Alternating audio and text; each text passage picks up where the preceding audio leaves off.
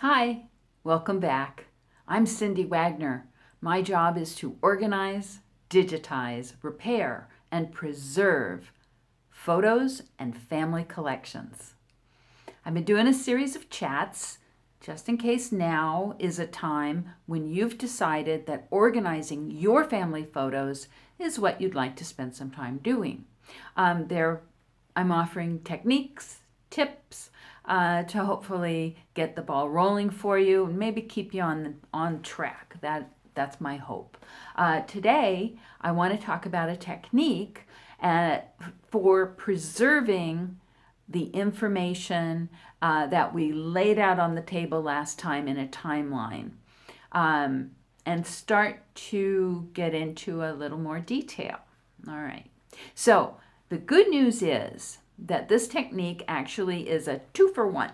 So we not only get to organize our printed photos and put them back in sorting boxes in a better order than before, we also are preparing those photos to be scanned.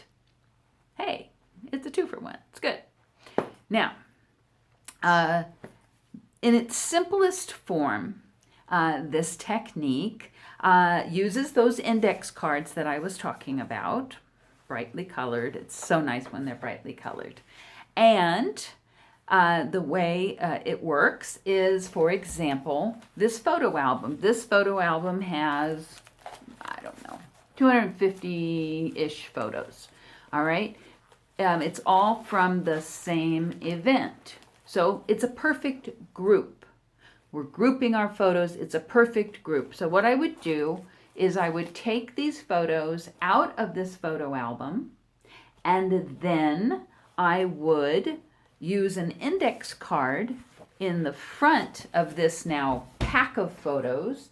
So if these were the photos, I'd have a pack of them, and I would put an index card in front of them, and now this group is named by this index card. This index card, if you'll see, I wrote 2000 August. I didn't give it a day. I wrote our first family cruise. Why did I do that? Well, because that's the information that I have. I don't know if you can see that or not, but that's the information that was in the book. So I don't make up a day. I only knew the month and the year. And so that could become a folder on your computer with all those photos in it. That's how it's a 2-for-1. Okay. Now, before we go any further into detail, I want to talk to you about how electronics, computers, sort things, because we want to name it so the sorting works to our benefit. So I'm going to meet you over at the whiteboard. See you there. So here we are at the whiteboard. I'm just going to peek in over here. So the thing about naming our groups is that we want to name them so that the computer will sort them the way we want them to. So in order to do that, let's use numbers before words. That's how computers sort. So, for example, if you have a group of photos and you know exactly the day they were taken, a wedding, for example, you could make your index card's name 1981 0606. It was a wedding, and you can do that. And now you know exactly what's in that group. Now I'm going to tell you something, because this is going to eventually be for the computer to sort. We're not going to use any special characters. The ampersand's got to go. We're going to use like underscores or dashes, okay? So the next kind of group that you're going to have, you might know the month, but you don't know the exact days. Sometimes vacations in the past, they're like that. So let's say that 2001-07, I'm just going to say, I don't know what date it was, but we went to Hawaii. Okay, awesome. That works. So that's a great name You'd be able to find all the photos from that. Sometimes you don't actually know the month. Sorry about that. You don't actually know the month. So I have a bunch of photos that have a lot of snow in them. I'm absolutely sure they were taken in the winter, but I don't know if it was January, February, or March. I have an idea of the month of the year.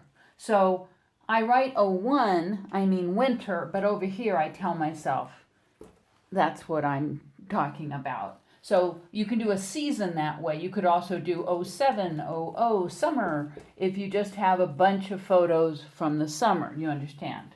Okay, so another way to go on this is like for a lot of old photos, I have no idea what month they were. I have no idea what day they were, but they seem to be from 1957. Okay, I also don't know what exactly the description is, so sometimes I might use the location. Maybe they were all taken at the same house. So in the case of the ones I'm thinking of, 1957, it may have been, in this case, it was at a city called Van Nuys, California. Maybe instead of that, I'd do an underscore just like that. Okay, that makes a very good name, and it's going to sort. And finally, sometimes you don't even know the year. That happens. So like with the 1940s, I have a whole bunch of photos from the 1940s. I wouldn't know one year from another. So I just write 1940. I don't put a month. I don't put a day. And I just write maybe early decade or maybe later decade, or I don't even write that sometimes. I just write nothing. I just write 1940s because I don't know. If I have some idea of the location, I might put, oh, this was in New Orleans, or wherever it might have been. Just try to give myself a hint.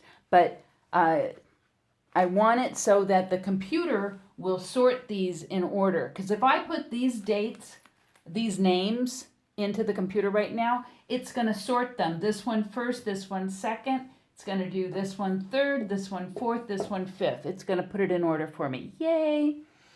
Okay. So let's go back to the sorting table. Okay, welcome back to the sorting table. So what we've accomplished is we've got those index cards going. I did want to give a tip.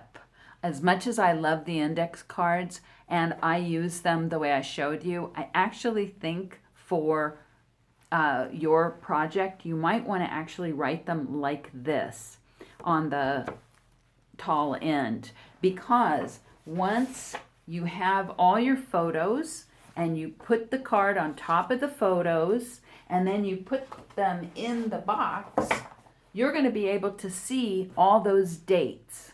Now, I don't always do that. I got something else going on. But as I said, in its simplest form, that's a great way to go. So I offer that. Then the other thing that I thought I would talk to you about is in an album like this, where someone wrote on almost every page, you could, if you wished, you could make another index card for every page. It would have the same date, but it would have a different description. But I don't think that's a great way to go. I prefer the larger groups and take that information that's on the page. One said hiking at Pelicans or something like that. So I would take my photo safe pencil and I would write on the back of the photo that it says that. Or you could take a sticky note and write it on that, put it on the back of the photo. The trick with that is if you're planning on using one of those high-speed scanners, the sticky note's not a good idea to have on the back. I do hand scanning, so putting a sticky note on the back works just fine. Kind of have to think about that in advance. So once you have all of your photos with cards and you've put them in the sorting boxes, you could see I've done a lot of this. I do a lot of this, right? And I'm just going to admit right now, look at the number of index cards. All right. I don't have a lot to do right now, so I did a lot of detail on this. It happens. Okay. But it's not necessary. Keeping 100, 200 photos in a group is really a good idea. It keeps the insanity down. It really does. Okay, so I only want good things for you. So what we need to talk about next is very important, and it is kind of the old less is more idea. And some people do not want to talk about it. I get it. But let's talk about whether or not you actually need to keep everything that's in your collection. We'll just talk. Okay. Thank you very much. Please stay safe. And I'm looking forward to next time. See you then.